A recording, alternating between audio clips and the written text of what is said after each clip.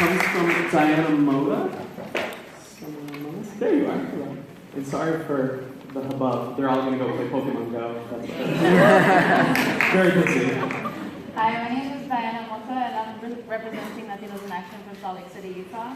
And my question is for Mrs. Obama. During your college years, who was the most inspirational and or helpful person in your life, and what made them that person? Yeah, I was talking to my staff about this the other day. For me, it was a woman who was the director of the Minority Student Center on my campus. She was a woman who provided me with that positive peer pressure that Rachel talked about. I did my work study at this center. I would babysit for her.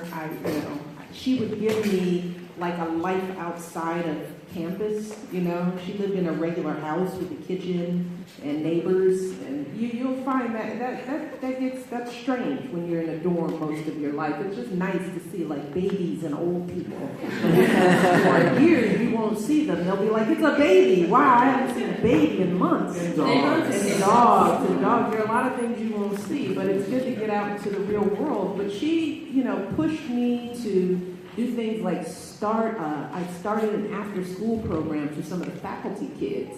She was the first person who took me on my first trip to New York City. She was outspoken. She was opinionated. She was a single parent.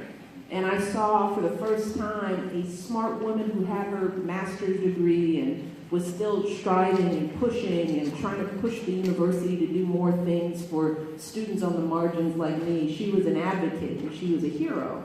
And up until that point, the people in my lives that were instrumental to me were my parents, of course, and other teachers in my life who took an interest in me. But this woman, really helped to shape my time at Princeton, which could have been very isolating, right?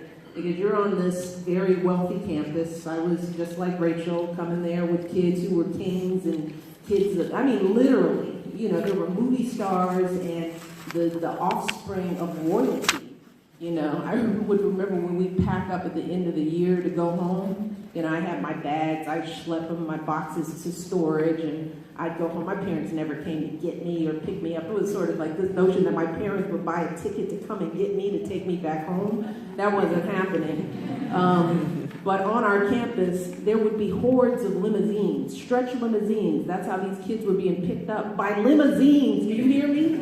The campus was full, and I remember one girl, my neighbor, there were 2 limousines out there. She was taking her little lamp to the one, and the chauffeur was standing outside. And I was like, I didn't know that girl was that rich, So it could be a strange, disconnecting experience for kids like us. But finding those folks, because they exist on every single one of you will have a person like this woman on your campus.